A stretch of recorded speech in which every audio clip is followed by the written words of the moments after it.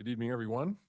Welcome to the City Council work session. It is April 21st at 4:30 p.m. and we'll begin tonight's meeting with roll call attendance. Thank you, Mr. Council President. Councilman Cavanagh. Here. Councilman Taylor. Here. Councilwoman Strader. Here. Councilman Whitlock. Here. Councilwoman Little Roberts. Here. Councilman Overton. Here. Next up is adoption of the agenda. Mr. President. Councilwoman Little Roberts. Present seeing no changes, I move that we adopt the agenda as published. Second. We have a motion and a second to adopt the agenda as published. All in favor, say aye. Aye.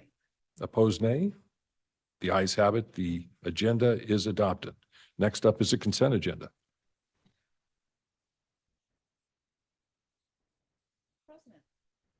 President. Councilwoman Little Roberts.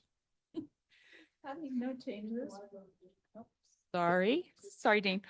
Having no changes regarding the agenda, I move we adopt the consent agenda as published. Second. We have a motion and a second to adopt that agenda. I'm assuming that's for the council president to sign and the clerk to attest. Yes, since my notes are on the wrong page, thank you. Second agrees. So, All those in favor say aye. aye. Opposed, nay. The ayes have it. The consent agenda is approved.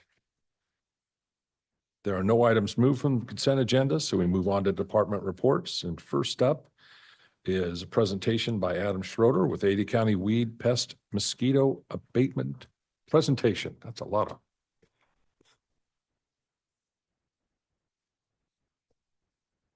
Thank you, President Overton, distinguished members of the council. I appreciate your time. Appreciate the opportunity to come speak to you about this important issue and happy to answer any questions as we go. So feel free to interrupt. I just have a few slides for you, informational purposes, and to try to give you a little bit of perspective on what we're seeing in Ada County as far as the rat issue. Little bit of background, excuse me. Sorry, clicked too fast. I'm the director for Ada County Weed Pest and Mosquito Abatement. I administer Noxious Weed Control Department, which is the entire county, and 2 special taxing districts. I answer to the Board of County Commissioners. I have legal authority that is granted to me by Idaho statute and IDAPA rule. Our pest abatement district, just for your awareness, is all the unincorporated areas of Ada County. That's 894 square miles where we control gophers and rock chucks. That special taxing district, those fees are paid by the folks who reside in that district. And then our services are offered as part of that. Those funds go to fund our program, and those are the species that we're concerned with control in those areas. The Mosquito Abatement District is also a special taxing district, which includes the city of Meridian, which is all the incorporated areas of Ada County. We provide mosquito abatement services for all of the residents in Ada County, or at least in the abatement district. We have 3 service sections: surveillance, larvicide, and adulticide, where we control mosquitoes wherever we find them, and as in a preventative measure as well. So as far as rats go, rooftop and Norway rats have been identified in Ada County. Recent public sentiment indicates that we have rising population. So we're getting a lot of reports. We're taking about 2 to 5 calls per week. That includes calls from your constituents in the city of Meridian. Both species have the ability to harbor and spread disease, leptospirosis, hantavirus, plague, many other diseases, and can damage property, of course, as you might know. Cause structure fires by chewing and gnawing on electrical wires, destroying insulation, destroying property, very damaging rodents. And of course, they spread disease. So this is certainly an area of concern that we're working on. And certainly there is anecdotal evidence that these populations are increasing as the number of calls have increased, and public sentiment online, as you might have noticed, and in the media, has certainly risen in the past few weeks, or over the last year or two, I should say. So it's unknown if rat populations are being monitored in any scale. So through the session, we've determined that no, they're not being monitored. We're probably the only agency that folks call on a regular basis to talk about rats. And we don't, because they're not in our funding structure and they're not a species that we've identified or the county commissioners have identified as species of control for those abatement districts. I can't spend any money really monitoring or surveilling rats or doing any control work legally right now. So it's unknown if public utility agencies, and I've seen, I'm sorry about that misspell there. I've seen that over the past testimony over the session that utility agencies are not monitoring for rats. There's no clear control strategy or documentation method to reduce or eradicate rat populations as they stand now. They're not an invasive species as identified by Idaho State Department of Agriculture, and they're not in our codes or abatement district statutes. Lots of media coverage, as you might have noticed. This is, I had a video in there of rats crawling around you should see the windowsill. Kind of scary. That was in Northwest Boise. But certainly we're seeing that more folks are reporting, more folks are talking to the media about this, and it has gained a lot of attention over the last, especially year. What really worries me is that the environmental and cultural risk that we face here in Ada County and City of Meridian could certainly contribute to rat population increases. We're seeing more and more people. Rats love to be where people are. We're seeing abundant food, when it comes to bird feeders or unsecured trash, restaurant trash, anything that might harbor, wood piles, junk piles.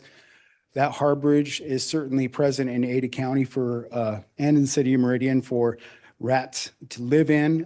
We have warm weather, mild winters, as we have noticed that certainly doesn't help decrease rat populations or rat fertility. Shelter access, there's a lack of predators in the natural urban environments. And certainly the community response is not organized yet. And so these are contributing factors that might certainly cause rat population increases. Current challenges right now is that we have fragmented efforts. Pest control operators might respond to consumers or customers who pay for their services to control rats on their property alone, but that doesn't do anything to any of the community rats, so to say, in the neighborhood or those that are traveling along the irrigation canals, which we've seen a lot of, and in the rights of way. Inconsistent communications as far as local agencies and pest control operators. They don't control or collaborate on control efforts or communicate with each other, and there's no documentation structure. And there's no legal authority as it sits right now. And I'll talk about the legislation that failed in the House this session. And what that means or what that leads to is just that we have ineffective control strategies, and single case interventions certainly don't help control rat populations as a whole. Potential mechanisms in Ada County, the commissioners, I should say, can add species to an existing district. But as you might have noticed before, the rat populations are not necessarily in the unincorporated areas yet, in the agricultural sectors yet, which is where we control gophers and rock chucks. They're primarily in the incorporated areas in the cities, and that doesn't marry well with mosquito abatement. The types of service just really don't marry well. It's completely different types of service as far as providing any kind of control or documentation strategies. And so we could certainly do that. There's also, we could create an interim abatement district, which would then have to be either ratified by election or dissolved within 2 years. That would provide a special levy authority to the commissioners to pool together some money for a rat control operation. you know, current climate with budgets and everything, I'm not sure, you know, where our commission lies as far as that goes. I know they're supportive of rat control. They want to do something about it. I think they're more interested in a collaborative effort as opposed to Ada County taking on the entire load. So what we have as far as hurdles, you know, I just talked about that. The abatement districts don't quite marry up.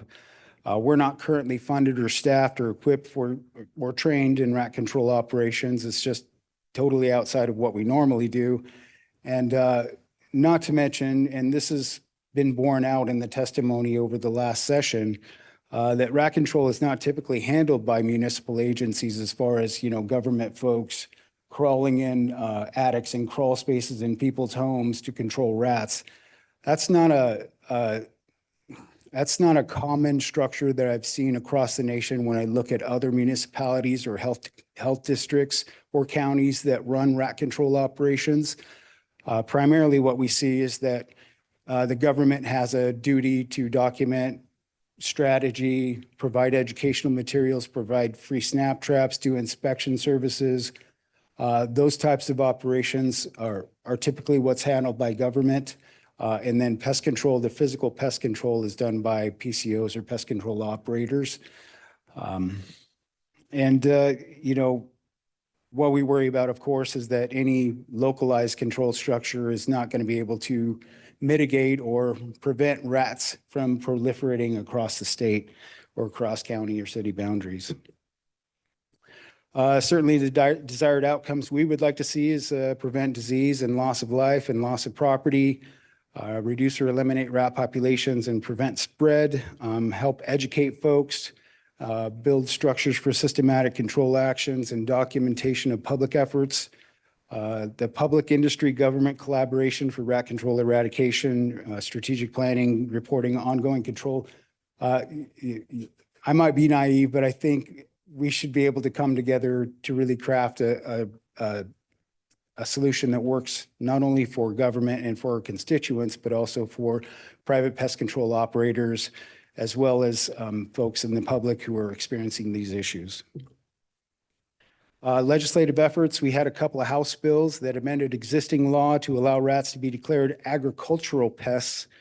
Both of those efforts didn't make it out of, well, one made it out of committee, but that's kind of where they fell short. Senate Bill 1271 AA would have declared rats as a public health nuisance and required abatement.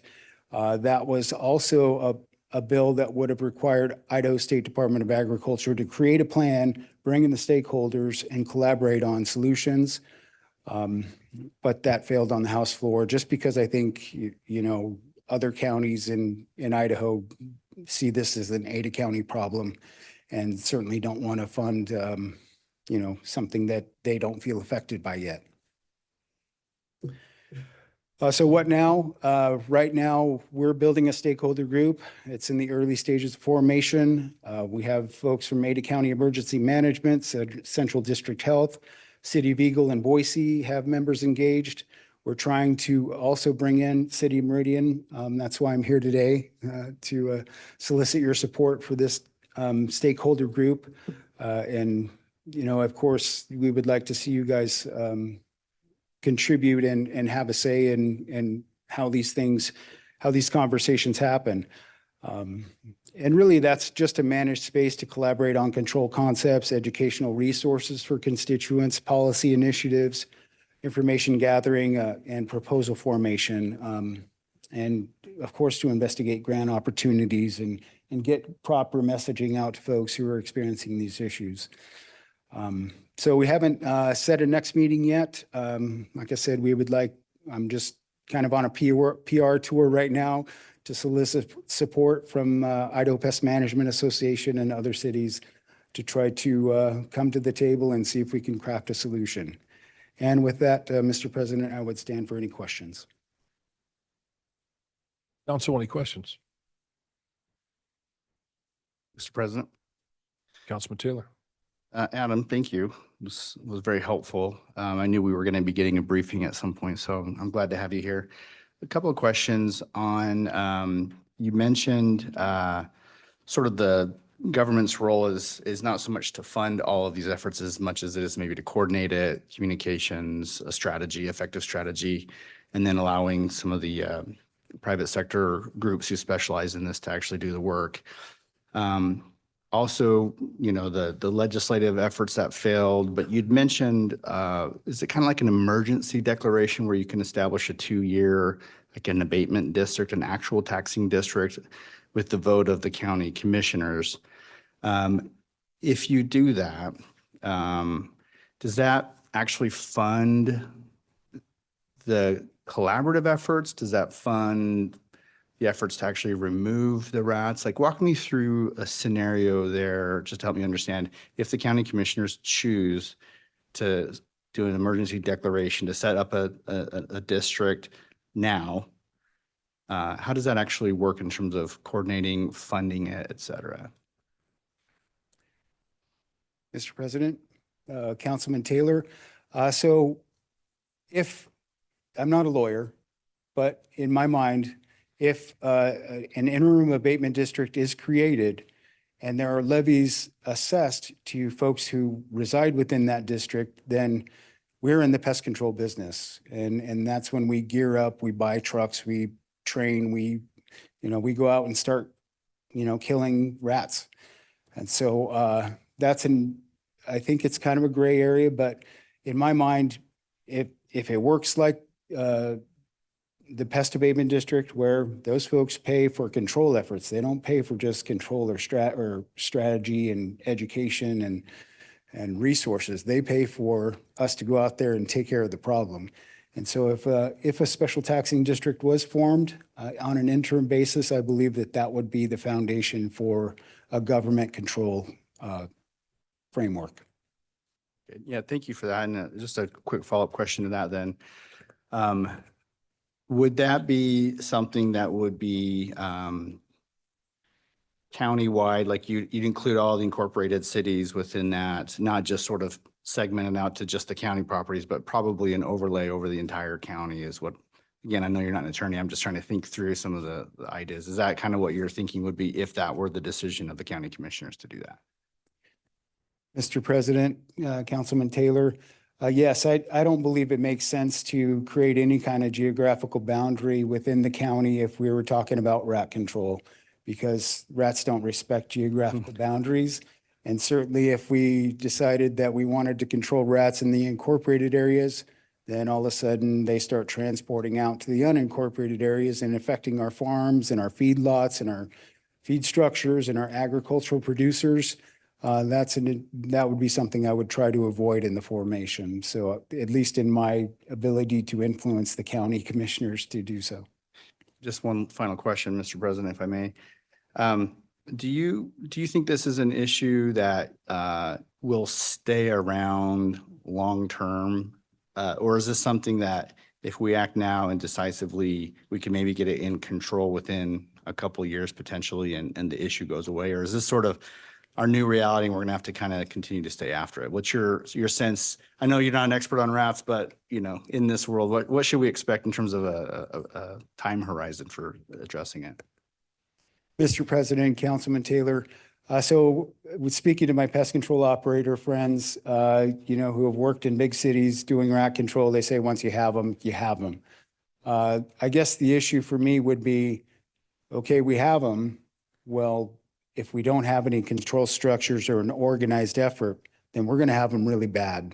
And those issues are going to start coming to the forefront. And if there's no standard population control or any kind of an organized effort, then we're talking about a much bigger problem over time and a much more expensive problem to implement once we get down the road.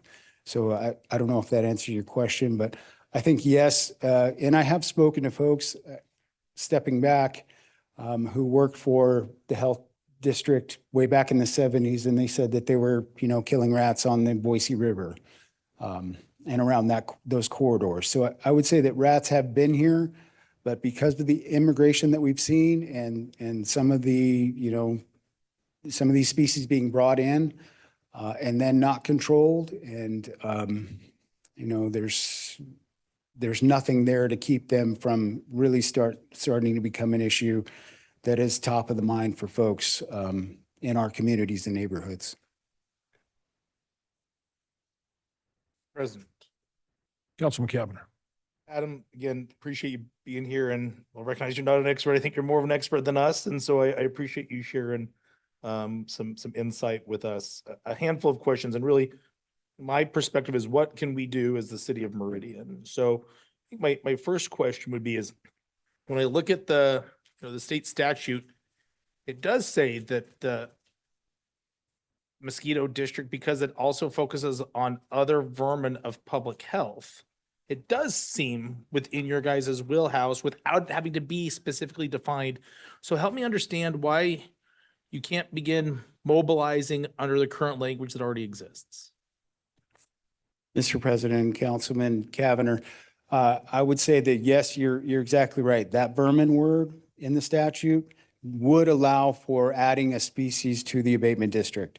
Now, if we're talking about mosquito abatement district where we want to control rats right now, well, like I said, our mosquito abatement operations are completely different from rat control operations.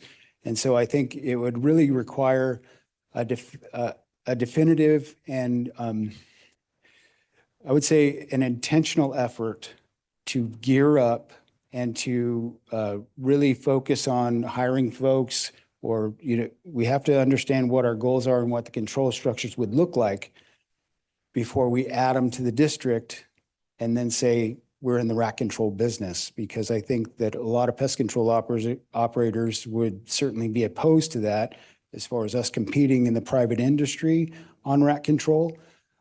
So, I mean, I hope that doesn't sound too wishy-washy, but yes, we could certainly add them to the district, but that doesn't mean there's funding and framework for actual control. Mr. President, if I can follow up. Councilman Cavanagh. And I guess, admin, what's preventing from at least getting that first step going? And I can understand it's a little chicken and the egg, but it feels like that we've got, a clock that's been ticking. And the one thing I hate is government getting in the way of itself. And it feels a little bit like that Spider-Man meme where like all the Spider-Mans are pointing to each other saying, hey, this is your responsibility. With all due respect to the private operators that are out there that do a good job, this is a public health issue. And so we should be attacking this like any other public health issue, which is let's get moving now and not wait for a solution to show up in a box. And so I guess that's some feedback that I'll share. What would it take for the mosquito abatement district to add rats and to at least begin building out some of that infrastructure to start addressing this? Is it an act of the commissioners? Is it an act of some other group? I mean, help me understand what would it take to at least get that process going? Mr. President, Councilman Cavanagh, okay, if we're talking about rat control, we add the species. Say, if the commissioners say, yes, we want to add rats to the mosquito abatement district.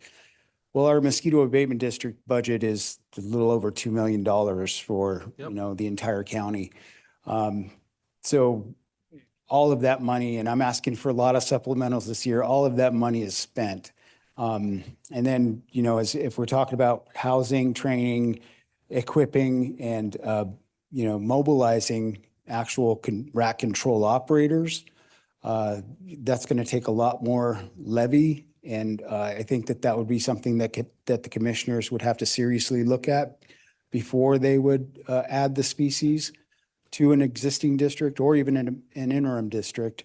I'm not exactly sure about what, increasing a levy by, I think it's against the law if you wanted to increase the mosquito abatement district budget by over 3% or over, in this case, I would think you would be doubling it, just to start out with. So those are kind of the hurdles I think that the commissioners would have to contend with.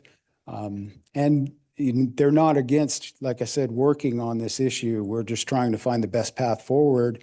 And I understand your concerns about we're letting time pass and these rats are starting to proliferate. But like I said, we're just trying to get folks to the table and see if we can craft a solution and gather support, look at grants, look at any kind of opportunities that we can gather funds to either, start and we've talked about this at the stakeholder group, start getting some information out there, start collecting information via mobile app, Survey 123, Report a Rat, put it on our database, moderate that information that's coming in so we can start getting a good picture of where these populations are popping up. Having a reporting hotline, those are things I think that can be implemented pretty quickly, and we're working on that. But as far as, physical control efforts, that's an entirely other, pest. Mr. President, maybe one or two more just quick questions, if I may. Councilman Cavanagh. Adam, you touched on, you said Northwest Boise is where you're seeing these right now. Are you seeing them in Meridian? Are you getting calls from Meridian? If so, is it in any section of our community, north, south, east, west, central, all over? Mr. President, Councilman Cavanagh, we are getting reports from Boise, Meridian Eagle, Star. Those are the four primaries. We're hearing reports South Meridian now, Amity area. We're hearing reports here in town, but like I said, I don't pin those on we just collect the calls and take the notes. So I don't pin those on a map, and I don't document where those are coming from yet. But I would say that yes, we are getting reports from Meridian constituents as well. And that's part of that secondary effort to try to, put together that database and start, collecting information that is useful to folks like you to make these decisions. Mr. President, just one more. Adam, going to ask you to kind of take a regional hat off for a second and look at it from a Meridian perspective. You've got the magic wand. What is it the city of Meridian should be doing like yesterday to start addressing this? Mr. President, Councilman Cavanagh, I would just say that if there are folks that you can assign to our stakeholder group to help, collaborate on these issues, start getting information out to your constituents, start, notifying folks of these issues. I think that's kind of the number one thing. And then, to be honest, if there is a mechanism that the cities can employ to help collaborate on a fund or collaborate on an effort that would work across jurisdictions, that would be something that would be useful, I think, to all the constituents, not only in City of Meridian, but also in Ada County. Okay, thank you. Appreciate you being here. Council President Overton. Councilmember Strader. Thank you. I appreciate you being here. As a recovering former resident of New York City, I have a lot of experience with rats, unfortunately. It's such a public health issue. They're so disgusting. New York actually has a rat map, if I recall correctly, where they would map where the rats are. From my perspective, it is definitely an important issue to get a hold of. The sooner the better. You'll get no argument from me. I'm sure we could send someone to your stakeholder group. I cannot imagine Mayor Simison not agreeing to that, or our city council. I am a little concerned. Can cities collaborate on a fund or effort? Certainly we could, but I think you guys need to drive it and tell us what you need, right? Because you're the only agency that is in a position to address it. To your point, and you understand, like if the city of Meridian hires like 10 people to control rats, that doesn't do anything because they're just going to run all around and proliferate. So do you know what those action steps are, what that fund would look like, what a request looks like? Should we have any kind of time frame in mind where you're going to come back to us? Just help me understand how we could hash this out. Do the commissioners need to hear from us that yes, obviously we're very interested in collaborating with them. Like what helps you to move something forward? Mr. President, Councilwoman Strader, I would say that yes, to your second question, any communications that you have with our Board of County Commissioners are helpful, and anything that you can offer in terms of support would certainly be helpful. And then also your question as to your first question, I'm sorry, would you repeat that? Yeah, Council President Overton, you mentioned specifically cities could collaborate on some kind of a fund or effort. Like what would that look like? Do you have any initial thoughts on like what kind of a contribution you would be looking for, what kind of format that would be? I'm just kind of, are we going to have a follow-up meeting? Like, help me kind of understand, how do we actually move a solution forward? Thank you, President Overton, Councilwoman Strader. Yeah, so what it would look at, we don't know, right? And that's kind of the point, is that we would like to get the stakeholders together and say, okay, what does this look like? What are the legal structures that we have available to us to contribute for something like this? And then I think in my mind, it's hard for me to want to reinvent the wheel. I think if we look across the nation, we see a program or see a structure that we like, and then try to do the best we can to emulate something like that, you know. Certainly smarter people than me across the nation have built, you know, rat control operations in a government perspective. And I would certainly not, like I said, want to recreate the wheel. I would try to model something that is effective in other areas. We saw that with the Alberta method, you know, that was introduced at the legislature, but it was unconvincing. You know, in Alberta, Canada, they were able to eradicate rats basically by a provincial effort that was directly focused and funded by the province of Alberta. And they brought in experts, and they really did a great job of eradicating rats in the province. So that is not going to happen in Idaho, we've heard. So right now we're kind of back to the drawing board on what that looks like as far as a county city perspective. But in my mind, I would say, like I said before, just try to emulate something that works in another city or municipality or other county. That's President Overton. Councilmember Strader. Just a lighthearted thought. Maybe a bounty. Get all the boys of Meridian together with their BB guns, and you know what? We'll give you a quarter for every rat you bring. You never know. Thank you.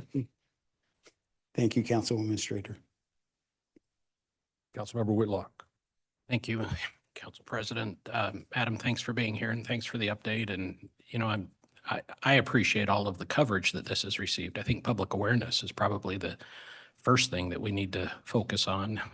If we can eliminate places where these rats would like to be and work on, you know, some of the transportation routes or migration routes for these so that they don't spread, I think that's key.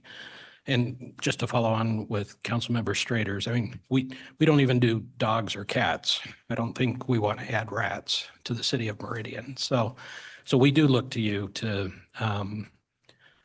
help guide us in that conversation. And again, to her point, I think there wouldn't be any pushback from me for the mayor to appoint somebody to sit on the council and collaborate with you, because we do need to be ahead of this. I've also lived in places where they've had National Trapper Rat Day, and they weren't hard to find, and you could get a half a dozen or a dozen in a day. So yeah, I think public awareness is a big part of it, and collaboration, and hopefully we can get ahead of it. May I address that? President Overton, Councilman Whitlock, yes, thank you for that. And to your point, I would say that we have seen across the nation that municipalities have enacted code restrictions as far as rat harborage goes. You know, where the cities across the nation have said, you know, you can't have junky wood piles that are harboring rats. You have to secure your food sources. You can't be leaving, you know, in the restaurants, certainly, you know, the health districts are always inspecting for rat droppings and that sort of thing. But that might be something down the road that the city of Meridian could help with, as far as, you know, and all the cities really, as far as, you know, that municipal code, making sure that within the cities, it is illegal to harbor rats and to let them proliferate. So I would just add that to your comment, sir.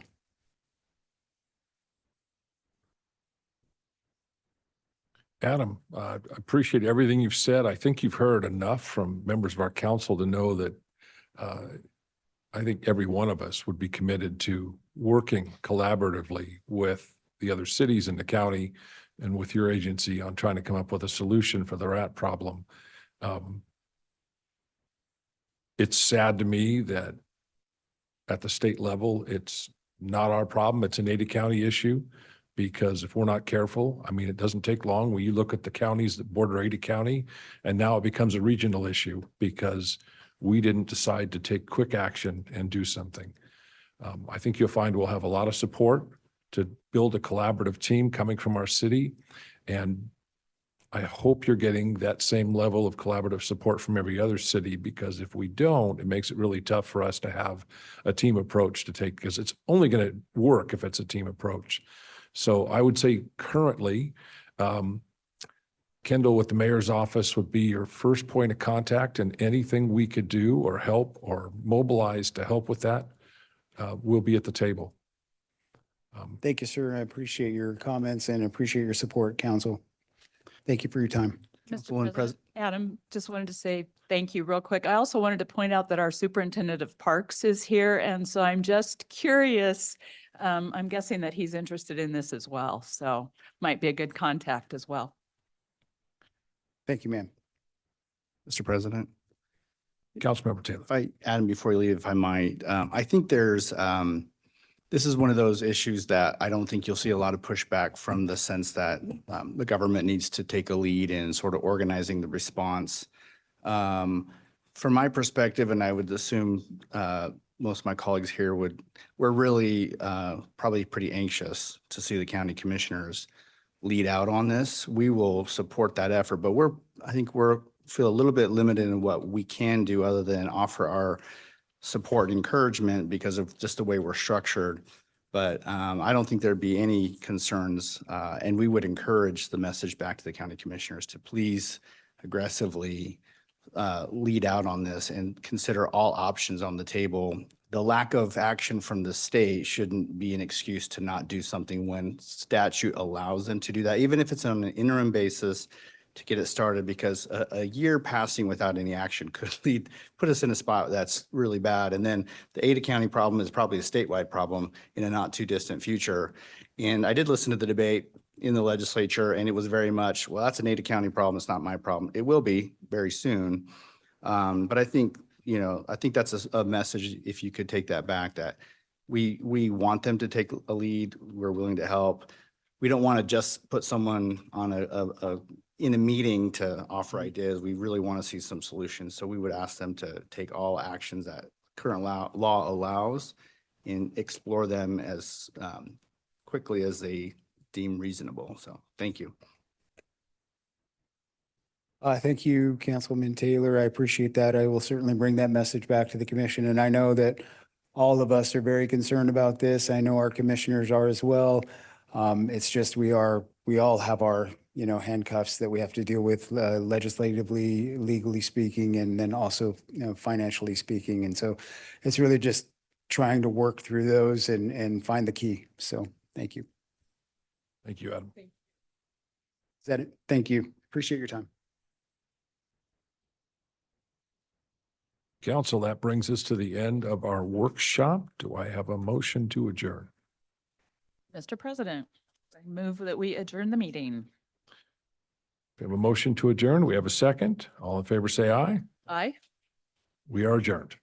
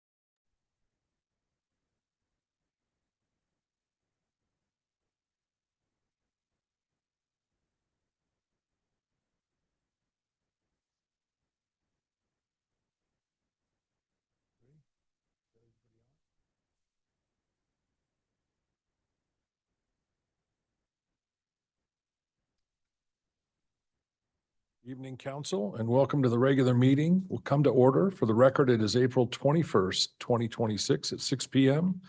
And we'll begin this evening with roll call attendance. Thank you, Mr. President. Councilman Cavanagh. Here. Councilman Taylor. Here. Councilwoman Strader. Here. Councilman Whitlock. Here. Councilwoman Little Roberts. Here. And Councilman Overton. Here. If you'd all please rise and join us in the Pledge of Allegiance.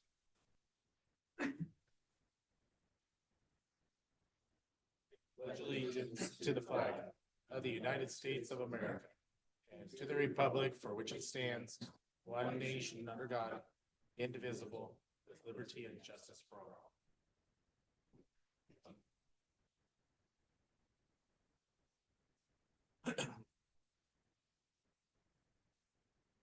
Up next will be our community invocation, and tonight we're glad to welcome Mick Armstrong to the house.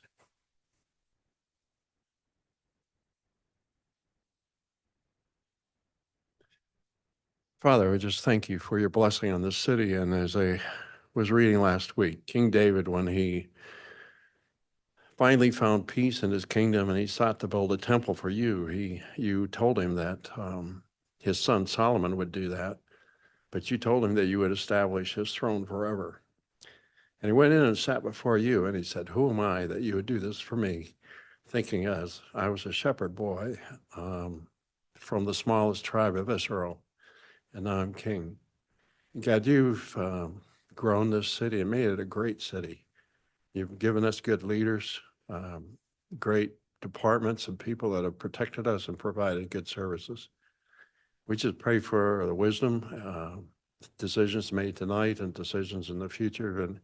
And two, for the mayor's prayer breakfast upcoming next month. It's just that it'd be an opportunity to draw our community to honor you. And pray this in Jesus' name. Amen. Thank you, Mick. Up next is adoption of the agenda. Mr. President, Councilmember Little Roberts. Mr. President, I move we adopt the agenda with no changes. Second. We have a motion and a second to adopt the agenda with no changes. All those in favor say aye. Aye. Opposed, nay. The ayes have it. The agenda is adopted. Our next item on the agenda was intended to be a proclamation for Coal Valley Christian boys basketball team. We are going to just skip over that at this point and revisit it if they show up at a little later time. That brings us to the next item on the agenda, which is announcements and recognition. Council? We have no announcements and recognition tonight. That brings us to the public forum. Mr. Clerk? Mr. President, John Forsberry. Mr. Forsberg, if you'll come up on public forum, you have 3 minutes, sir. Thank you. John Forsberg, 2320 Cadillac Drive, Meridian. Also have a couple of properties up the street here, 1615 North Main and 1603 North Main. We're located right next door, Mr. President, Council, sorry. We're located right next door to the vape shop at 35 Fairview. And at least once a week, sometimes several times a week, kids get into the vape shop's dumpster, take their bags of trash, and they move them over to behind our dumpster and tear the sacks apart and look for any kind of material that they can find that the vape shop might be throwing away. I have videos after videos. It's been going on for years. I've been over and talked to the vape shop to try and get them to do something about locking up their container, and they have a locking container available to them, but they will not put a lock on it. So I end up dealing with their trash several times a week, and it's just, I'm at the end of my rope on this whole thing. And I would like to see you guys come up with an ordinance that makes anybody that has material that is age prohibited material from being available to those people in a manner that would, give them access. As I say, I'm at the end of my rope here. I've cleaned it up. My employees have cleaned it up. My partners cleaned it up. You know, we just keep doing it and we go over and talk to them and it's like, I might as well be, I don't know, talking to the carpet here. It just does no good. So if I could get some help from you guys, I'd appreciate it. I've already sent a message to the mayor's office and I'm just would really appreciate, you know, anything that you could do. Questions, anybody? Mr. President, Councilmember Cavanagh. John, appreciate you being here.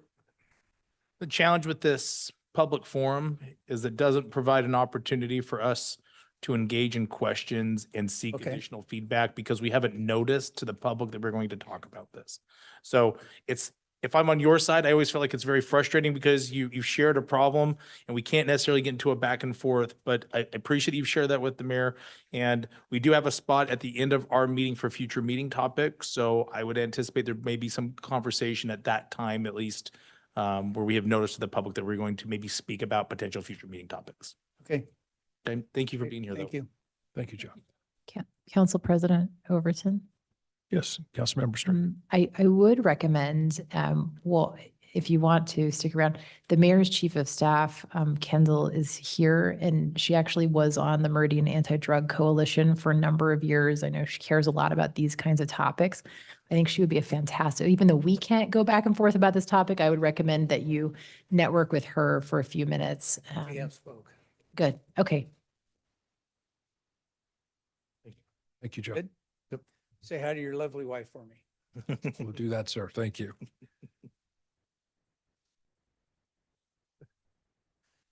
Council, that brings us to our public hearings, and item number 2 is a public hearing continued from April 7th, 2026 for Alamar, H 2026-0005. And I'll turn this quickly over to staff.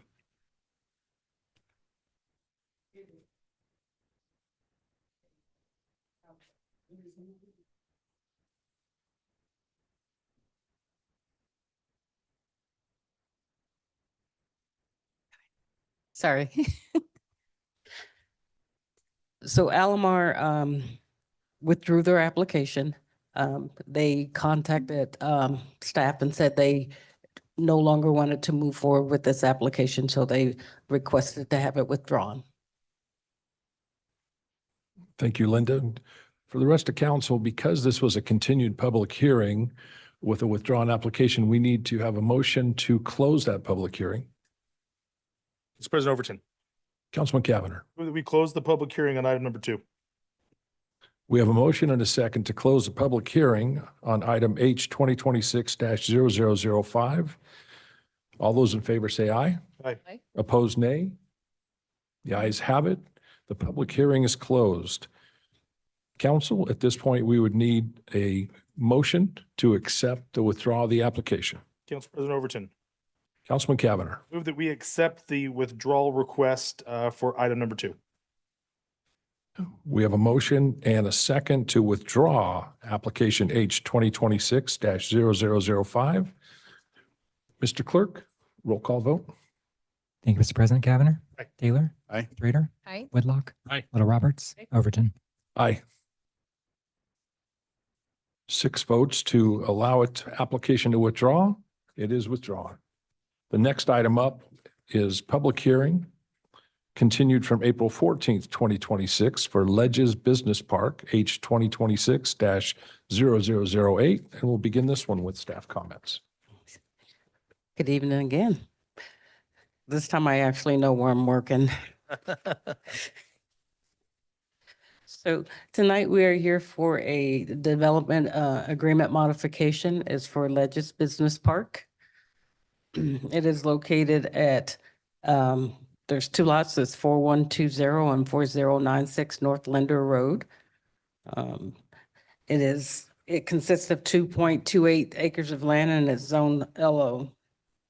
So a little background on this. So in 2005, an application for annexation and zoning of this property from RUT for the county to LO and a preliminary plat approval. A preliminary plat was approved for Redfish subdivision. It had a development agreement with it, which only allowed the following uses, which was professional and sales office, personal professional services, clinics, medical, dental, and optical, and healthcare and social services, or a daycare center with a conditional use permit. So somewhere along the line, that language did not get transferred to the DA when it was modified, which was later found out because in 2022, they applied for a short plat for Legis Business Center, which was approved. So it has the 2 lots that are shown here. So lot 1 is developed and it has a 2-story building on it. And there's also an accessory building that is located on lot 2. And the condition of the approval for that was that the lot 2 would be considered non-buildable until the time of the existing storage building is removed, converted to an office, or remains as an accessory storage building to the new office building on lot 2 with the future CZC and design application.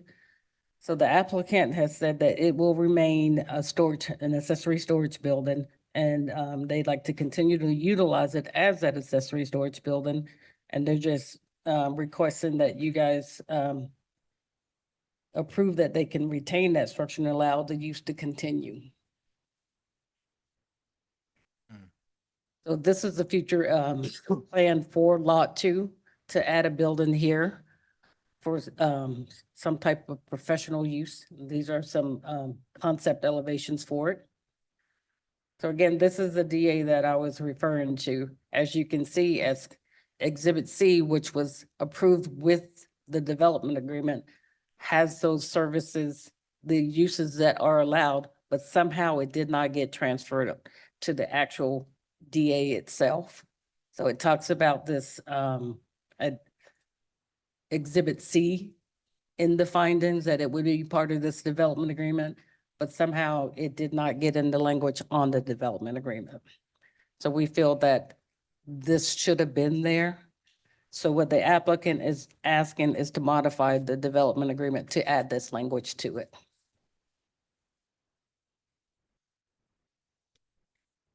Council, any questions for staff? Council President Overton. Councilmember Strader. Thank you. Thank you, Linda. I guess my one, question or concern, and if you could just clarify for me, this is located right next to a school, right? It is. Okay. And do we have any limitations or special considerations in our code already around the types of businesses that can be located next to a school? And I just kind of wanted to understand that because, and I'll ask the applicant when they come up to explain. I just want to understand if it's like social services, for example, what would that look like? What are the potential users of social services? So we could determine if that's appropriate, to be located near a school. Absolutely. You could always add language that whatever is coming in there would have to have a conditional use permit so that you could look at what was going in there and determine if it was actually suitable for that. And so it wouldn't just be outright permitted. That's a nice suggestion. Thank you. Mr. President. Linda, could you go back a couple slides to the Exhibit C and then the development agreement? So Exhibit C, you're looking at in that highlighted area where it says, or a daycare center with a conditional use permit.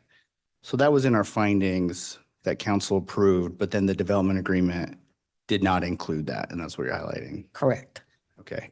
And then as a quick follow-up question to that, in kind of in line with Councilwoman Strader's question with the types of uses in this zoning area, would this, if we are to correct the development agreement to reflect what was indicated here in the findings, it seems like maybe a conditional use permit is a proper way to go about it, but is this a significant change to the type of use allowed in this zoning area? Or is it depending on the, like, what the actual use is? It's not a significant change. There are a lot of things that are allowed in the LO zone. Some do require conditional use permits. Some are outright permitted. But because we are opening up the DA again, you can make restrictions to what is and isn't allowed. If there are some things that you see on here that you don't feel are appropriate for that, because the DA has been opened up again, it would be your privy to make restrictions.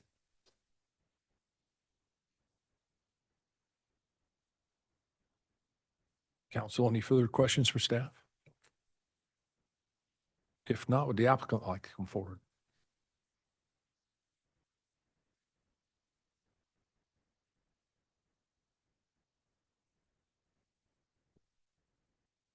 Mr. President, council members, my name is Jason Polson, Biltmore Company, representing the owner of the property, Rama Group LLC. I'm sorry. Address of State your one- address for the record as well. Yep. Address of 1580 West Cayuse Creek Drive, Meridian, Idaho. Tonight, bringing before you a modification to the DA of Villages Business Park. I want to thank staff for her comments. We generally agree with all of them. Well, we agree with most of those, I guess, to help start with. We'll get into a little bit of the details, but as mentioned, a 2-parcel commercial subdivision approved and recorded in 2022 and 2023, just north of Sawtooth Middle School, 4120 North Linder Road and 4096 North Linder Road. 2.28 acres. That lot 1 is developed. It does have a 10,000 square foot building on it. We are requesting a modification to that original development agreement. Again, like Ms. Ritter shared, this parcel came with a backstory and a little bit of history that limited the types of businesses to professional and medical. The Exhibit C did not fully transfer, and due to council's recommendation, because of the time of this development agreement, we stand before you today to help clarify what could have been a staff correction back at the time that it was caught. But as we talk about uses and what might come, we want to be mindful of its location. We have found that personal business usage is most desired in that area. This is not a change of business that would be any sort of retail.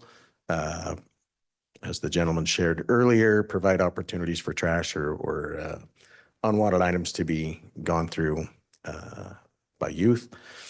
This is simply to open up and provide better representation of what we believe the original intent of the development agreement included at that time. Again, wording for what we're asking for, that it would allow professional, personal, healthcare or social services or a daycare center with a conditional use permit is verbiage that came from Exhibit C of that original Redfish development agreement in 2005. We would caution and ask that a blanket conditional use permit not be added to this modification if possible. Those allowable uses in the LO zoning limit, and as Ms. Ritter verified, there are additional conditional use applications for those business types that might not be wanted located next to that school. I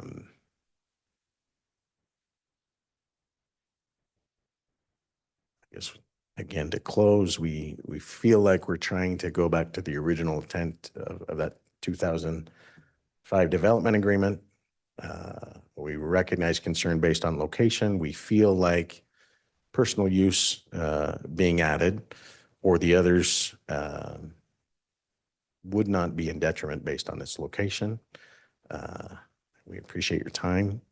By adding a blanket conditional use, as much as I love to come back before City Council, I want to limit and respect your time and don't want to be forced into that opportunity to come back before you unnecessarily. But I'll leave that and stand for any questions. Thank you for your time. Council, any questions for the applicant? Councilmember Strader. Thank you, Council President Overton. Thanks for being here. I think where I'm getting hung up and what I really want to understand, that maybe with your help and staff's help, what is the definition of some of the terms we're throwing around? So what's the definition of personal services and healthcare services? How is that different than a medical office building? And social services? Because I'll just give you an example. So could I see like a halfway house or a drug rehab facility here right next to a middle school? Could I see maybe something oriented toward women's healthcare? Like I can think of so many different things that could go here that I do think a CUP would be helpful for to address. So walk me through some of your definitions. Thanks.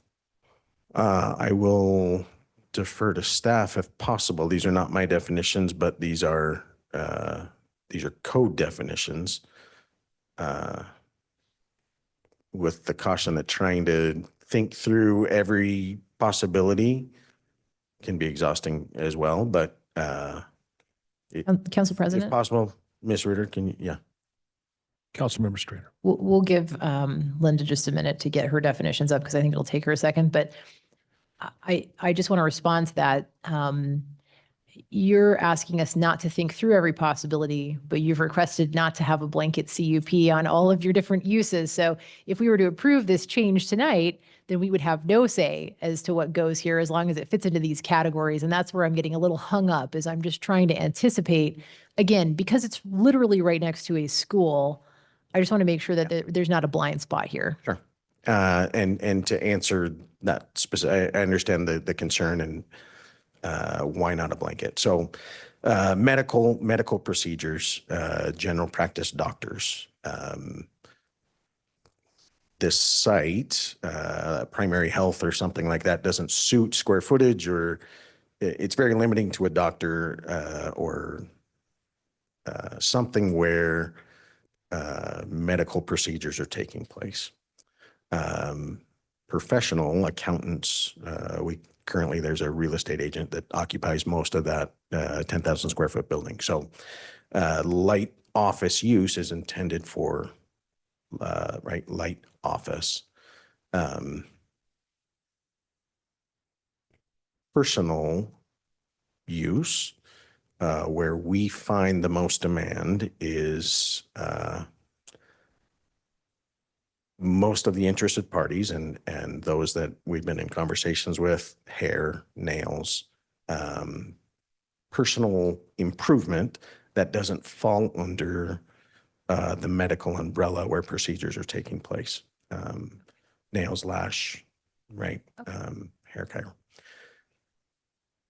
So if I had to direct and give our preference of where, again, our definition and our ask came from the original DA, priority being professional, medical, and then personal. Not trying to paint us in a corner in the future. We don't know what's going to, interest and demand might be 10 years in the future, but health services, again, I'll defer to staff to try to talk through some of the definitions and read that. Do you want me to read the screen?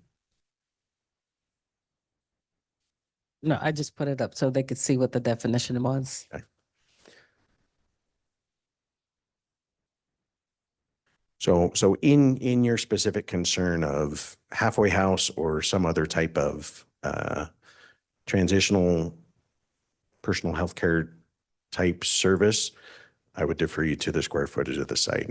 And it is a very small footprint currently that could not change without coming back before council again in the future. The current building envelope is a roughly 2,000 square foot structure, 2,000 to 3,000. Neighborhood's concerns being no second story. We're not intending a second story on this, right? So. Council President. Councilmember Strader. Linda, I want to look around and make sure, has everyone had an opportunity to read the definition of the healthcare and social services? If so, could we quickly go to what personal services involves?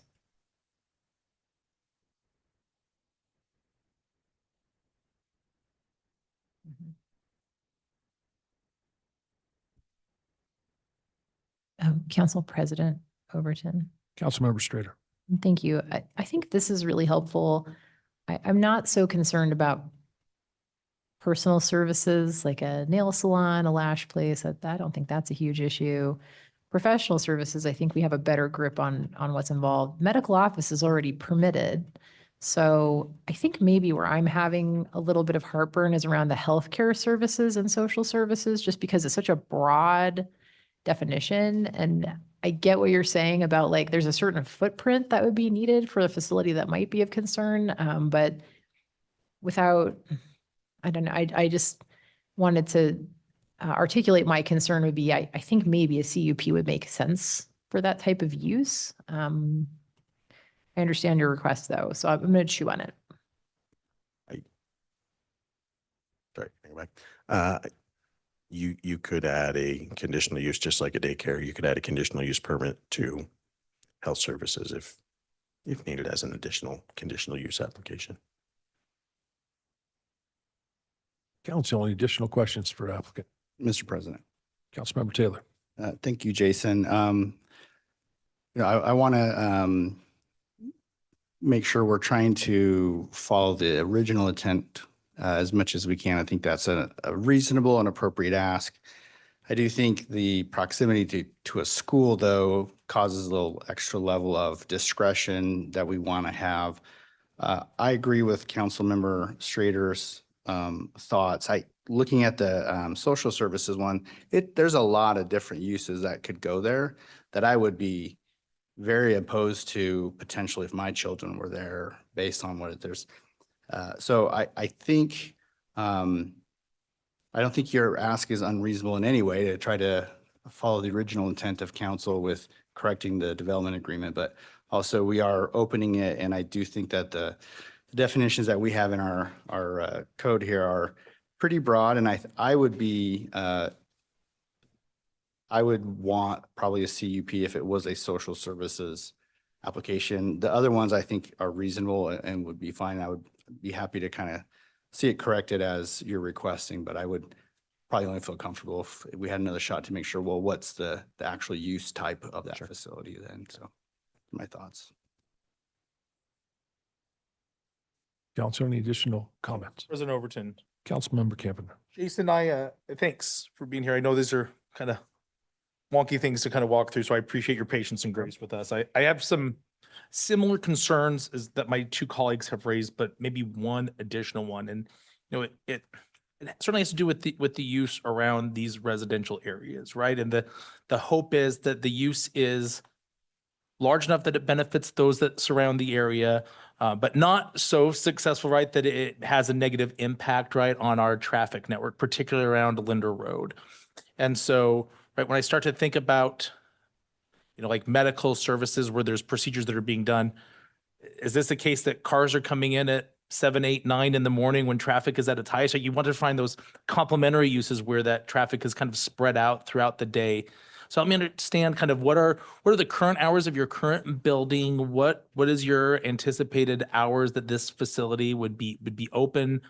And I know that you're trying to keep things very open-ended about what the specific use could be, but I'm sure there's a reason I think that you're here is there's probably an anticipated user that you're hoping to be able to work with. And I appreciate confidentiality on that, but it would help me have some good understanding about kind of what is planning to go there and the impact particularly on traffic. Yeah.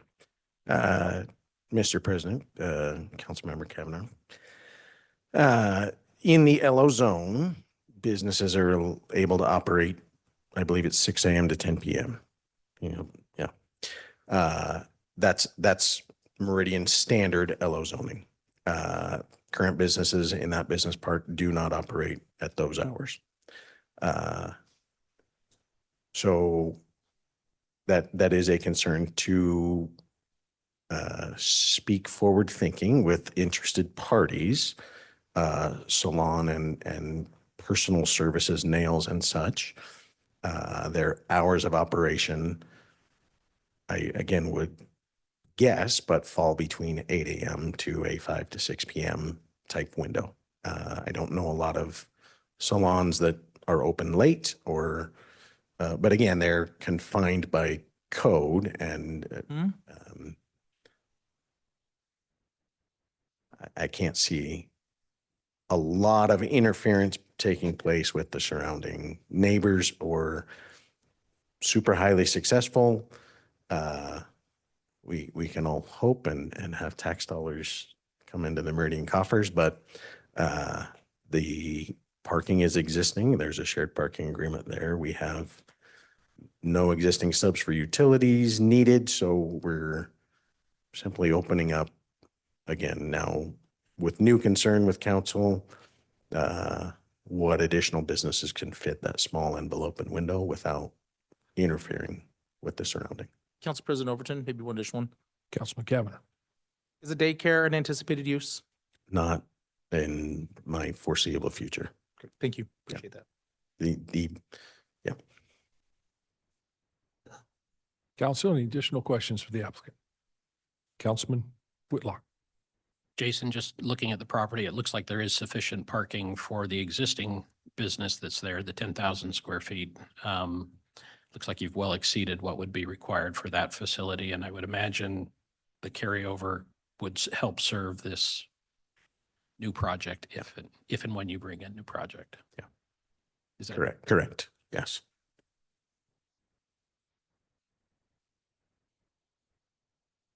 Council, if there's no further questions, thank you, Jason. Thank you. Mr. Clerk, do we have everybody sign up on this application? Mr. President, we did not. Is there anyone in the room that wishes to comment on this application, or is there anyone online that would like to speak? If so, if you could state your name and address for the record, please. Mr. President, council members, Jeremy Amar, 1580 West Cayuse Creek Boulevard here in Meridian. I work for Biltmore. I'm here with the developer as well, and just wanted to touch on kind of the CUP thought. Similar to how the daycare has a specific CUP because it is a more strenuous use than typical office use. We'd absolutely be in support of having a CUP condition for social services or some of those other kind of higher use or higher, I guess maybe more worrisome types of businesses next to the middle school. Again, there's, it is a very broad definition. I mean, a dentist or a general practitioner office, maybe that doesn't need it, but yeah, social service or different kinds of healthcare, we'd fully support a CUP like that. Thank you all. I'm happy to answer any questions, but I think Jason covered everything. Council, any questions? Thank you. Is there anyone else who would like to comment on this application? I don't think we've seen anybody online raise their hand. Would the applicant like to have any final comments? Applicants waiving final comments. Council, this is a continued public hearing. Mr. President. Councilmember Taylor. Linda, could you scroll back to the definition for the healthcare and social services so we could look at that?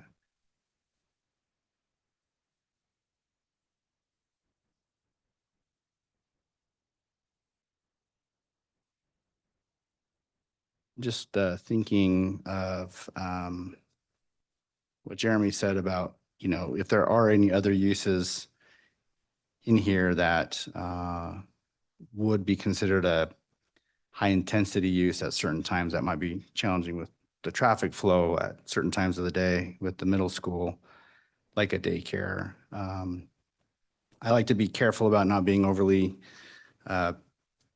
burdensome in terms of what our what we want to layer on top of a development. But I just wanted to take a look at that to see if there were any other types of uses that would maybe warrant that. Again, I'll just be consistent with what I said before. I think for social services, for sure, I would want a CUP, just considering the types of uses that could fall under that and the appropriateness for that to be located next to a middle school. I'm not, as my understanding would be, and maybe Linda, you can correct me, for, I guess, healthcare and social services, these definitions apply. Well, let me just, oh, there it is. Okay, thank you.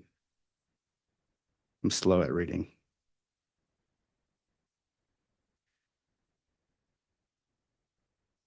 Yeah, Mr. President, I would want my personal opinion, just in discussion here, that a CUP be required for both healthcare and social services, but not for personal services. Councilmember Cavanagh. Thank you, Council President. I hadn't quite chimed in yet, but I appreciate that. I tend to agree with Councilmember Taylor, but I would maybe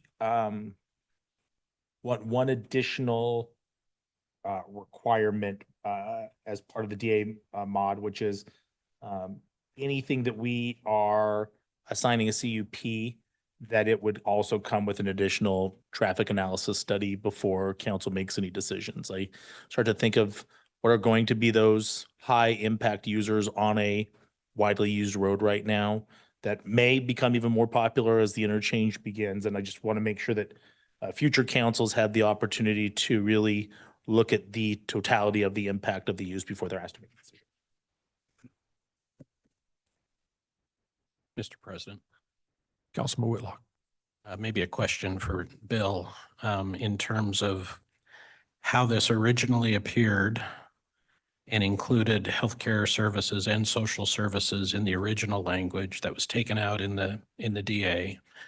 But when we look at our Meridian code, again, this title is healthcare and social services. It defines healthcare in the first part of that paragraph, period. And then it defines social services in the second part of that paragraph. Can we bifurcate that in whatever we prescribe tonight for a conditional use? And again, I'm more comfortable with a dentist office not having to come back for a CUP. I'm more comfortable with, some of those healthcare services that would fit in this square footage are not going to be high use. I hear the concerns about the social services, and so I would like to see that. Can we bifurcate the healthcare and social services paragraph? So, Mr. President, members of the council, Councilmember Whitlock, I mean, that's a great question. I mean, I guess my only concern is that by code, we've chosen to lump them together, and by creating and separating them, I would hate to open this council or a future council up to an argument that we were simply being arbitrarily splitting our own code in two without some specific reasons why we don't think the code is adequate.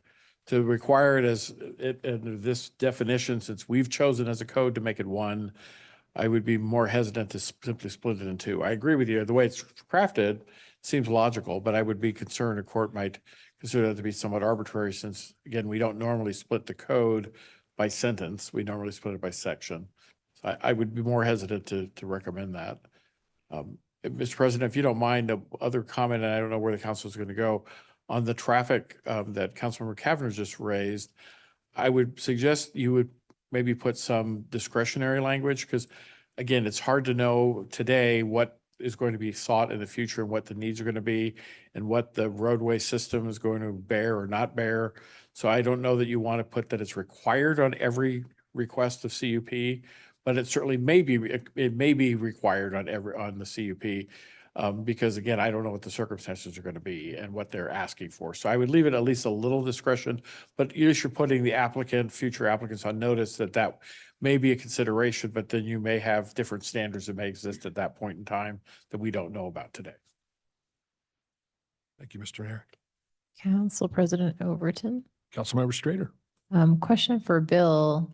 What would you recommend in terms of at whose discretion would be my question with the CUP? Like, would that be a director in planning would make that call? That, okay, in this Yes. case, hey, you know what, a dentist's office is one thing, but you're talking about a huge, you know, a facility we didn't anticipate. Like, is that who should have the discretion, or what would you recommend? Yeah, Mr. President, members of council, council majority. No, I do think it'd be a staff level director determination on that is appropriate. I mean, we have some other sections in the code, depending on things that are within the code, it gives the discretion of the department or the director to direct additional information.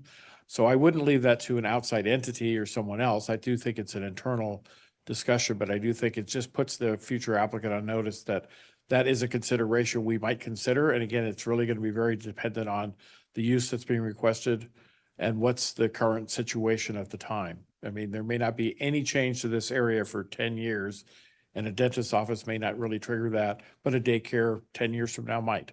So I think you want to leave yourself to discretion, but I think that's an internal decision, not an external.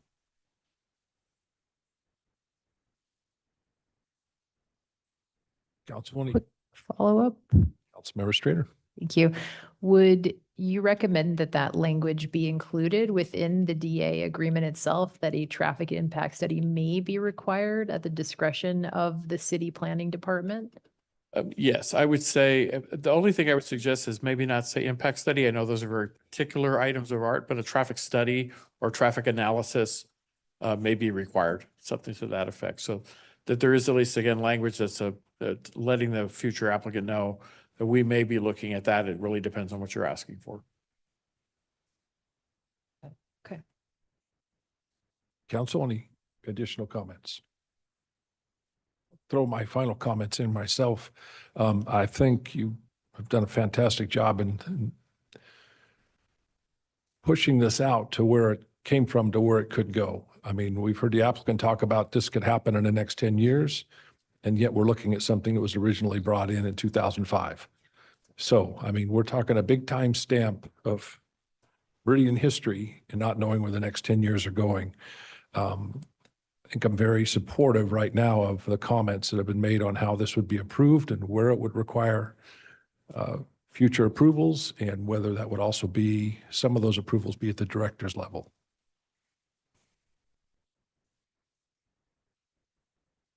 Council, with that, do we have a, Mr. President? yes, Make a Councilman motion. Taylor? I'd make a motion that we close the public hearing on item H-2026-0008. Second? Council, we have a motion and a second to close the public hearing on H 2026-0008. All those in favor say aye. Aye. Opposed, nay. Ayes have it. The public hearing is closed.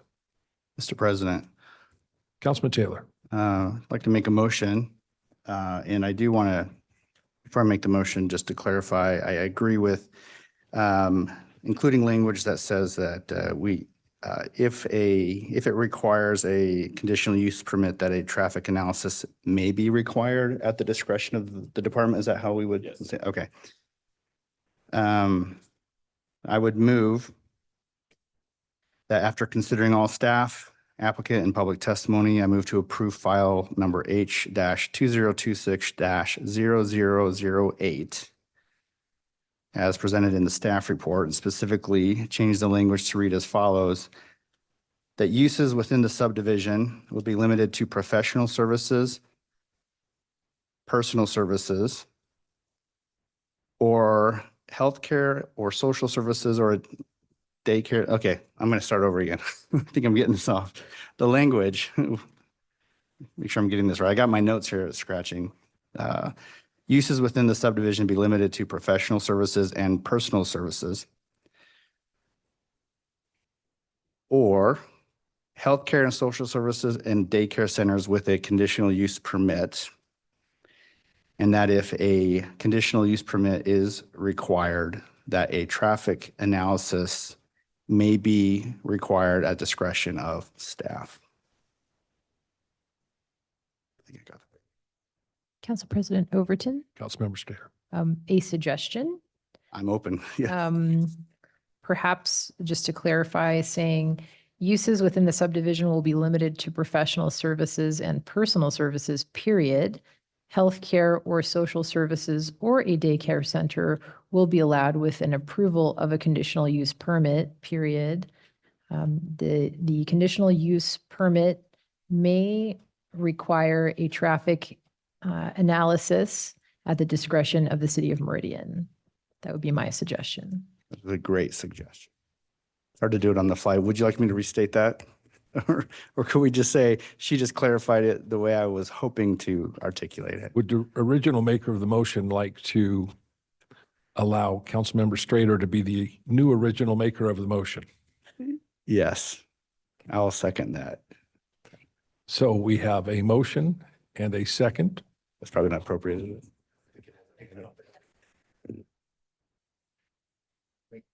Okay, since there was not a second on the motion, if I might re-offer that motion to get it clear, because as I was thinking and talking at the same time, I clearly cannot chew and walk at the same time. So, Mr. President, I'll withdraw that motion. Motion withdrawn. And I would move that we, after considering all staff, applicant, and public testimony, I move to approve file number H-2026-0008 as presented in the staff report for the hearing date of April 21, 2026, and that we approve the language as follows. Uses within the subdivision will be limited to professional and personal services, period. Healthcare, social services, or daycare center will be approved with a conditional use permit, period. If a conditional use permit is required, a traffic analysis may be required at the discretion of staff, period. Council President Overton. Councilmember Strader. I would second for discussion with the one suggestion that in the second sentence that it would read will be allowed with the approval of a conditional use permit. Mr. President, Councilman Taylor. maybe some, my understanding would be that that's implied. I agree with that unless we need to restate it for the motion. I'm just not sure if I have to restate that. Okay. So the original motion is good. Councilman Strader, we have a second. Is there any other discussion on the motion? If not, clerk call roll. Thank you, Mr. President. Cavanagh. Aye. Taylor. Aye. Strader. Whitlock. Aye. Little Roberts. Aye. Overton. Aye. All ayes, the motion is passed. Brings us to ordinances. Mr. Clerk, if you could read ordinance number 26-2123 by title only.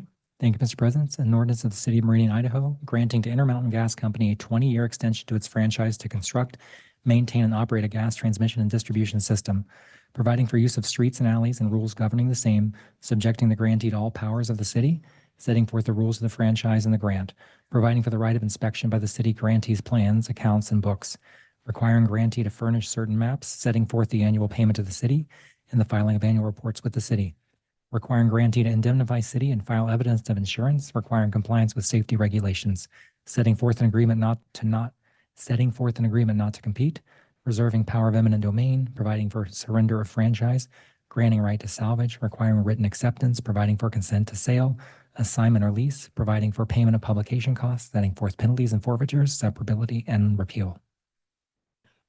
Council, you've heard this ordinance read by title only. Is there anybody who wishes to hear this ordinance read in entirety? Seeing none. Mr. President, Councilman Taylor. move that we approve ordinance number 26-2123. We have a motion and a second to approve ordinance number 26-2123. Clerk, call roll. Thank you, Mr. President. Cavanagh. Aye. Taylor. Aye. Strader. Aye. Whitlock. Aye. Little Roberts. Aye. Overton. Aye. Council, what moves us to future meeting topics?